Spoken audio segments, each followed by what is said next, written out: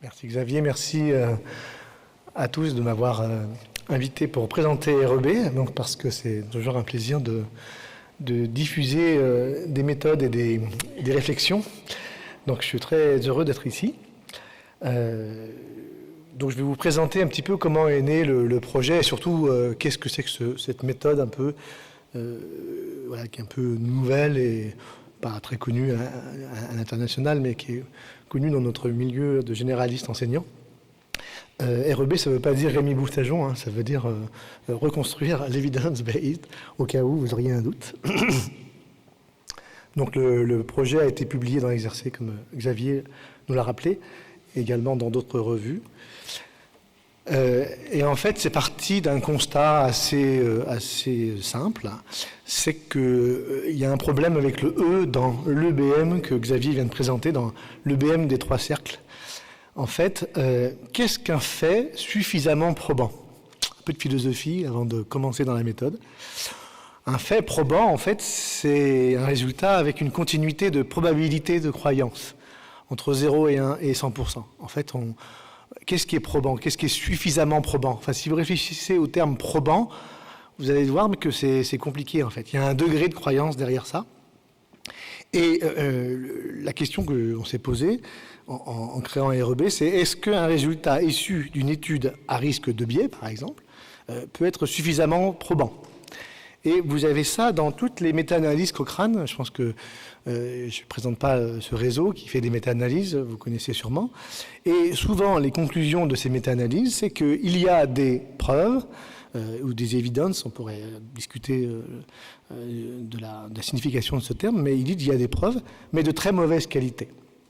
Qu'est-ce que c'est qu'une preuve de très mauvaise qualité? Vous imaginez dans un tribunal où le condamné, voilà, l'accusé, on l'accuse avec des preuves de très mauvaise qualité. Alors, on n'est pas très à l'aise avec ce concept qui est un peu discordant. Et je vais faire un petit test ici, là, pour vous réveiller, parce qu'on est en fin de soirée, fin d'après-midi. Voilà, je prends un exemple de méta-analyse Cochrane, publié, très sérieux, sur la prégabaline dans les douleurs neuropathiques. Vous avez, bon, bien sûr, dans la décision, il n'y a pas que les preuves qui interviennent, il y a les risques, etc. Mais vous avez ce résultat. Comparé à un placebo, la prégabaline améliore un peu la douleur. Alors, je passe sur le concept de moins 0,49, mais avec le terme « very low quality of evidence ». Vous, ici présent, qui prendrait ce traitement pour soulager des douleurs neuropathiques? Juste pour regarder, voilà, lever la main pour voir un petit peu. Et qui ne le prendrait pas, du coup? Ah ouais. Non. Donc le very low quality of evidence, ça vous convient, ça vous dit tiens il y a un truc bizarre, ça me convainc pas vraiment. Bon, il n'y a pas que ça qui intervient dans votre décision, bien évidemment, mais vous avez la différence. Voilà, c'est ça. Qu'est-ce qu'on fait de ce résultat? Eh bien en fait aujourd'hui, donc comme on est à Toulouse, je ne peux pas m'empêcher de faire l'analogie avec l'avion. Bon, c'est pas une bonne analogie, mais elle permet de comprendre quand même ce que je vais vous dire. Voilà, aujourd'hui, il y a des études qui montrent des risques de biais, on va dire que c'est des signaux rouges. C'est des alertes, il y a un problème. Donc, imaginez que vous prenez un avion et que le pilote vous dit « Bienvenue à bord de l'Airbus », puisqu'on est à Toulouse, tout va bien, la météo est parfaite, mais dans mon cockpit, j'ai 3 voyants rouges qui s'allument. Qui prend l'avion? Vous pouvez choisir de partir, hein, si vous n'êtes pas très confiant. Moi, franchement, je ne sais pas trop ce que ça veut dire, c'est signaux rouges, mais on va pouvoir décoller. Mais je vous laisse le choix, vous pouvez partir. Qui d'entre vous part de l'avion? Merci. Ouais. Bon, c'est pas la majorité, il y a des gens qui prennent l'avion. Qui prend l'avion? Ouais, il y en a qui font confiance aux pilotes, mais ils sont un peu moins nombreux quand même. Hein. Voilà, et en fait, vous allez voir en fait, que c'est le patient qui va prendre l'avion. En fait, c'est lui qui va prendre le risque de ces études biaisées, en fait, qui ne montrent pas grand-chose. Du coup, REB a été inventé pour ça. Alors, il y a plusieurs choses. L'EBM, en fait, les 3 cercles, ça a été détourné. Aujourd'hui, il y a beaucoup de papiers qui critiquent ça, au service d'autres intérêts. Il y a des manipulations d'essais randomisés, il y a des faux essais randomisés, mais il y a aussi des manipulations avec des spins, c'est-à-dire des torsions des résultats en faveur d'une conclusion, alors que les études montrent que, enfin, les résultats de l'étude seraient plutôt à montrer l'inverse. Il y a le phénomène des biais de publication, vous savez, qui impacte aussi toute la littérature scientifique, où on sait que les études négatives sont souvent moins publiées que les études positives. Et puis, il y a beaucoup d'interprétations erronées des études à risque de biais. Vous entendrez parler par des études de real world data qui sont en fait extrêmement à risque d'être de faux positifs, ou même des essais à randomisés à haut risque de biais. Un deuxième message, c'est que l'autorisation de mise sur le marché, aujourd'hui en France, ça ne signifie pas nécessairement qu'il y a une preuve d'efficacité clinique. On pourrait penser que si le médicament a une AMM, c'est qu'il est bénéfique, ou du moins que son bénéfice-risque est favorable. On ne laisserait pas les institutions laisser les patients prendre des traitements non validés. Et bien ça, malheureusement, c'est pas vrai pour un grand nombre de situations, on va le voir. Les prescriptions hors AMM sont aussi quand même embêtantes, parce que les antalgiques, par exemple, ont une AMM dans la douleur. Mais la douleur, ça ne veut rien dire. Il y a la douleur neuropathique, il y a la douleur nociceptive, il y a la douleur spasmodique, il y a les douleurs de toutes sortes. Et en fait, un médicament antalgique, il peut être efficace pour un type de douleur, mais pas forcément pour un autre type de douleur. Et en fait, le paracétamol, vous voyez, c'est un médicament qui a un très bon rapport bénéfice-risque dans beaucoup d'indications, mais dans la lombalgie, on va voir qu'il n'a pas démontré de bénéfice. Donc en fait, c'est pas parce que c'est un antalgique que c'est un médicament efficace. Voilà, les corticoïdes qui sont souvent utilisés pour leur effet anti-inflammatoire, dans l'angine ou la sinusite, ça ne marche pas. Et puis l'aspirine en prévention cardiovasculaire, on sait qu'en prévention secondaire, c'est intéressant, mais en prévention primaire, ça n'a jamais été vraiment démontré solidement. Alors on pourrait faire confiance aux guides de pratique clinique en disant, finalement, nous, on n'a pas le temps de chercher dans la littérature, tout ça, donc on fait confiance aux guides de pratique. Sauf que les guides de pratique clinique, ils sont rarement fiables, à cause des conflits d'intérêts des auteurs, mais aussi le fait que la plus souvent, ils ne font pas de revue systématique. Donc il faut le savoir, parce que se faire confiance à des guides qui ne sont pas fiables, c'est un petit peu comme suivre un aveugle qui vous guiderait dans son chemin. Et je prends un petit exemple pour l'illustrer, les recommandations françaises en infectiologie pour les soins primaires d'antibiotiques. Sur 43 guides analysés, aucun n'avait un critère de fiabilité, aucun n'avait fait de revue systématique et n'avait pas de conflit d'intérêt. On a publié ça dans une revue récemment. Donc les guides de pratique sont rarement fiables, mais aussi ils sont souvent discordants. Quand les maîtres de stage, enfin les docteurs ou les internes disent « moi je me fie aux guides de pratique clinique, aux recommandations », moi je leur réponds « mais lesquels ? Comment vous vous y retrouvez ?» Je vais vous prendre un exemple récent, là, qui vient d'être publié dans le JAMA, sur la gonarthrose. Là, vous avez en gros 5 recommandations internationales, 5 guides de pratique internationaux, qui font l'état des lieux, des preuves, justement, enfin des forces de recommandations sur différents traitements. Et vous voyez, elles sont d'accord sur les AINS topiques dans la gonarthrose. Mais globalement, pour le reste, il y a des désaccords sur le paracétamol, sur les AINS, sur les injections de corticoïdes, sur l'injection d'acide hyaluronique, etc., etc. Donc en fait, vous voyez, les recommandations qui pourraient dire elles font la revue de la littérature, elles font l'état des preuves, même elles ne sont pas d'accord. Donc ça va poser des problèmes si on fait une médecine fondée sur les preuves en se basant que sur les guides de pratique clinique. Voilà, le seul, le diclofénac, quasiment avait l'accord, l'AINS topique pour ces recommandations. Donc le BM, en fait, si on en revient, elle n'a pas défini clairement qu'est-ce que c'était qu'un E. Dans EBM, qu'est-ce que c'est que le E? Qu'est-ce qu'une évidence? Qu'est-ce qu'un fait probant, traduit en français, pour la décision? Est-ce que c'est la meilleure preuve disponible? Ça, c'est les définitions de Sackett. Les meilleures preuves disponibles. Mais les meilleures preuves disponibles, elles peuvent être complètement pas fiables, en fait. Si vous avez des études biaisées comme meilleure preuve disponible, est-ce que ça légitime pour autant que c'est une preuve? Non. Donc, nous, avec REB, on dit, mais non, il faut la meilleure preuve possible et nécessaire. C'est un changement de paradigme. Voilà, pour tout ce qui est fait probant ou évidence concernant l'efficacité, la logique, ça va être de diminuer le risque de faux positifs. On va le voir. Et la méthode scientifique reste la meilleure possible pour déterminer la preuve de l'efficacité des médicaments, car elle pose les critères de preuve a priori, les règles du jeu, et elle essaye de limiter les influences de toutes sortes, intérêts ou biais cognitifs, par une méthodologie rigoureuse. Les médecins n'ont pas le temps ni les moyens parfois d'interpréter les données sources, donc les essais cliniques randomisés, les méta-analyses, c'est pas facile c'est assez fastidieux à lire. Donc on propose une méthode transparente d'évaluation et surtout d'interprétation des données issues des essais randomisés. Alors, on va se limiter dans REB aux médicaments, en définissant a priori ce que c'est que le E, donc de l'EBM, un fait suffisamment probant pour la décision. On va le définir en amont. Et une des spécificités de REB, c'est de dire que c'est pour un PICO donné. Alors, PICO, ça veut dire population, intervention, comparaison, et O, ça veut dire outcome en anglais, résultat ou objectif thérapeutique. Donc, une efficacité, elle est souvent contextuelle, elle n'est pas absolue. Donc, on définit aussi un PICO et on va attendre que le résultat soit sur des critères cliniquement pertinents pour les patients. On ne va pas s'intéresser à des critères de biologie ou d'imagerie, par exemple. On est bien d'accord que c'est une première étape nécessaire pour proposer le médicament aux patients, parce que sans démonstration de bénéfices cliniques, les risques sont-ils acceptables, éthiquement. Mais on est d'accord que c'est une étape qui n'est pas suffisante dans la décision.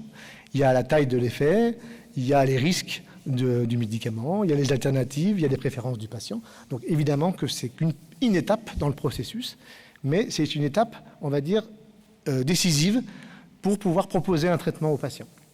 Et ça permettra de créer des aides à la décision. Et Élodie nous en parlera tout de suite après. Donc REB, ça s'inscrit quand même dans un mouvement de l'EBM qui appelle à promouvoir quand même une médecine fondée sur des données suffisamment de qualité. Et je vais vous exposer rapidement la méthode pour essayer de comprendre de quoi on parle. Donc la méthode, elle est assez standard. Hein. C'est surtout une revue systématique avec méta-analyse des essais cliniques randomisés en double insu. Une des spécificités de REB, c'est qu'on ne prend pas les essais en ouvert qui sont à risque de biais. On prend au moins 3 bases de données, Medline, PubMed, Central ou Embase, avec un registre d'essais cliniques. C'est là où les protocoles d'essais randomisés sont enregistrés. On enregistre le protocole dans une plateforme comme Prospero, comme OSF. Et puis les auteurs, en général, n'ont pas de conflit d'intérêt avec le sujet. On évalue l'effet, comme je vous disais, d'un médicament donné sans E, excusez-moi pour la faute d'orthographe, et pour un PICO précis, donc sur des critères cliniques. La comparaison, c'est placebo ou autre médicament. On suit le guide de la collaboration Cochrane pour faire les méta-analyses et revues systématiques.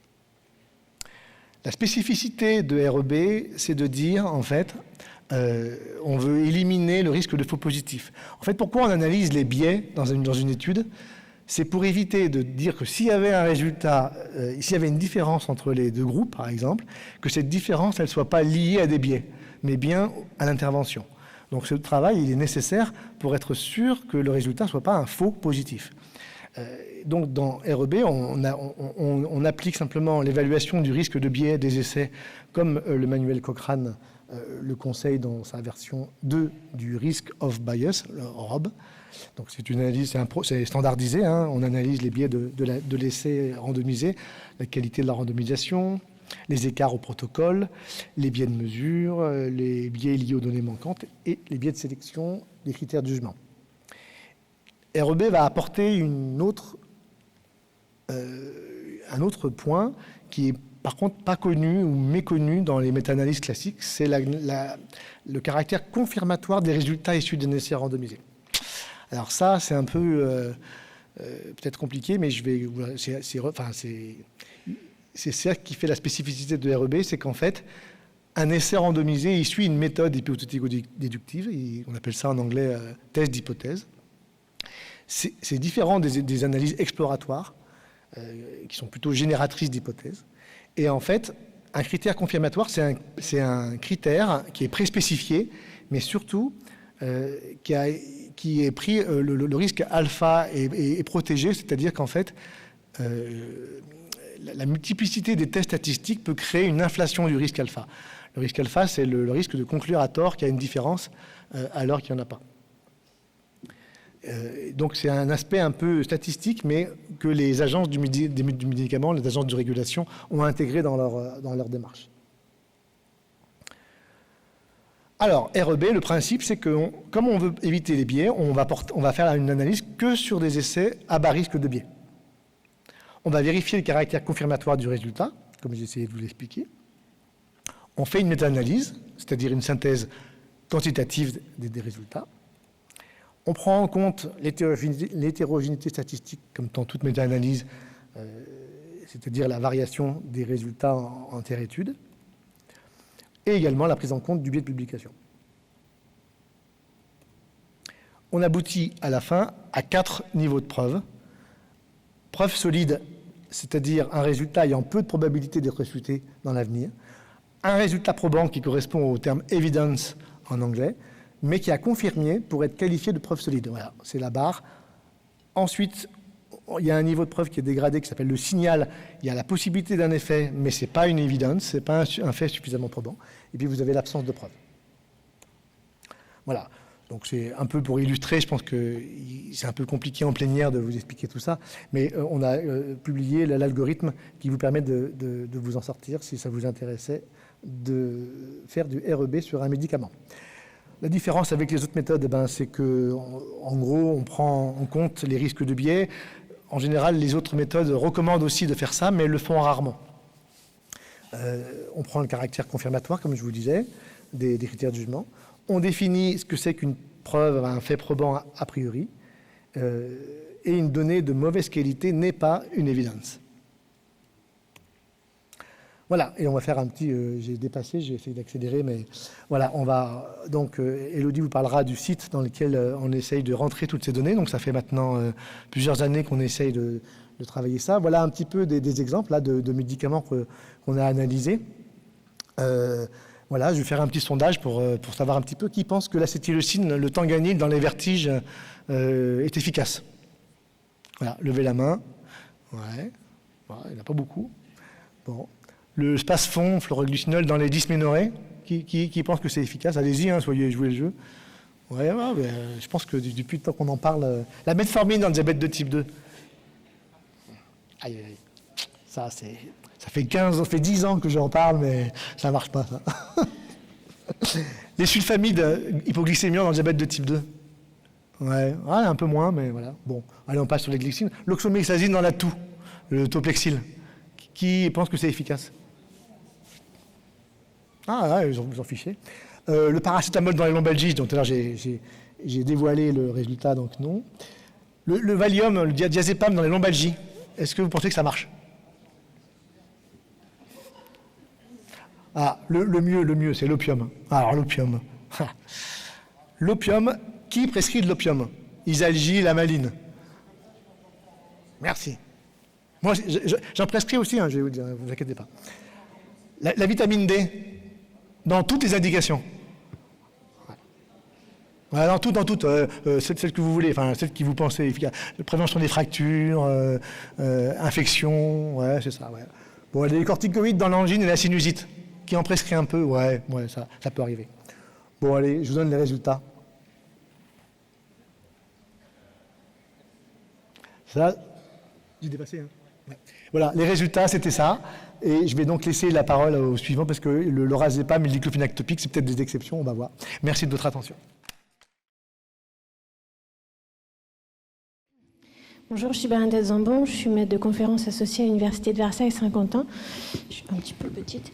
J'avais une question, je vais me faire un peu l'avocat du diable, mais en essayant de réduire le risque alpha, j'ai essayé de bien comprendre le caractère confirmatoire. Est-ce que vous n'avez pas peur de conclure à tort à une inefficacité parce qu'il n'y a pas suffisamment de preuves probantes? Ou alors la position, c'est plutôt de dire qu'on ne peut pas conclure à l'efficacité parce qu'il n'y a pas de preuve probante. Et du coup, quel est vraiment l'enjeu pour nous?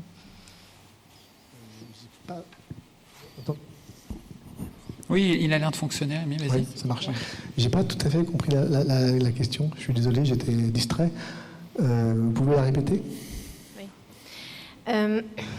Du coup, en choisissant les études qui ont cherché à confirmer l'hypothèse principale, en limitant le risque alpha global, et du coup, on élimine, ou en tout cas, on ne retient pas des études qui auraient été plutôt exploratoires, c'est ça?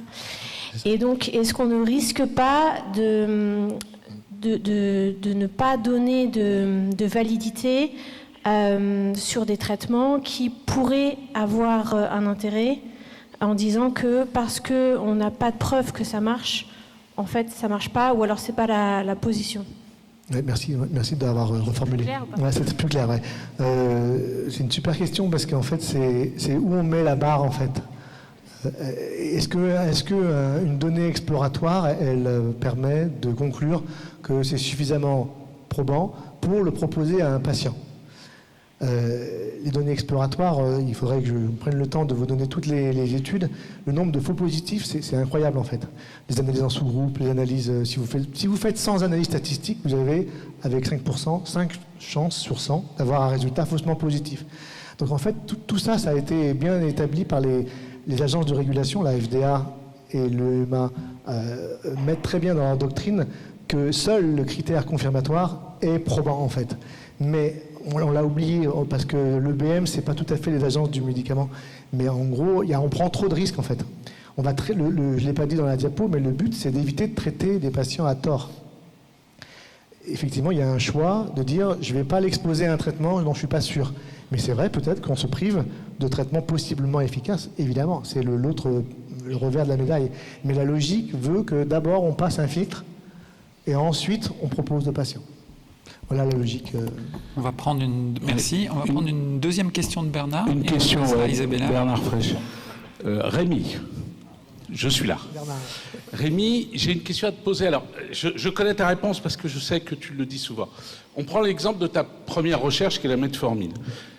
Moi, j'étais embêté, j'étais pas embêté moi, mais je veux dire, des jeunes pourraient être embêtés parce que, tu sais, tu as les dames, c'est les délégués de l'assurance maladie là, qui viennent nous voir et qui m'ont dit, un jour, ils m'ont dit, tiens, c'est marrant, votre prescription de metformine chez les diabétiques de type 2, il est en chute libre. Alors je dis, je suis un copain du bon professeur Rémi Boussageon qui était avec nous à Poitiers, et depuis qu'il nous a fait toutes ces démonstrations, je ne prescris plus. Et d'un autre côté, je me dis, participant à des écritures de ROCO ou de documents officiels, notamment avec l'INCAR plus qu'avec la HAS, et eux, ils se basent sur les études internationales, soi-disant de bon niveau.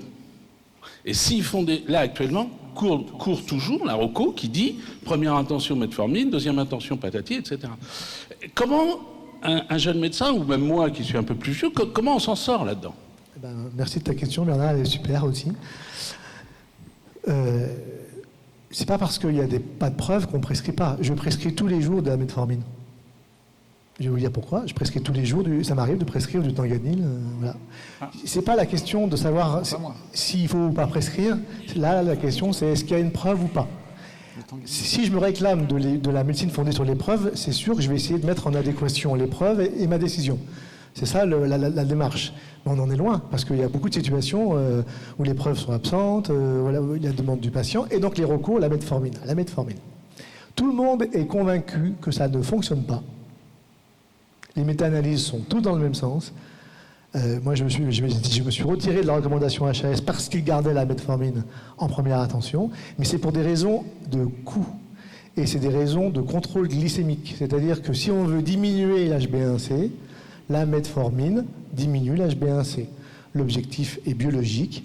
La metformine a sa place en réduction de l'HbA1c. Si vous dites, est-ce que ça se traduit en bénéfice clinique?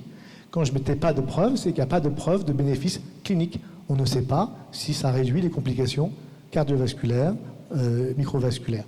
Voilà, on ne sait pas, il n'y a pas de preuve. Il y a des études qui n'ont pas démontré cela. Maintenant, est-ce qu'il ne faut pas le prescrire? Je ne vous dis pas ça. Je vous dis, vous n'avez pas le choix dans un système avec des remboursements, et l'objectif de diminuer l'HbA1c, il est c'est pas le critère de REB, mais c'est pas un critère absurde non plus. Donc la metformine reste un traitement possible, mais ça ne veut pas dire qu'elle a prouvé un bénéfice. C'est tout. Il faut juste savoir de quoi on parle. Est-ce que j'ai répondu à ta question, Bernard? Merci beaucoup, Rémi. Bon, merci beaucoup, Rémi. On peut t'applaudir. C'est très clair.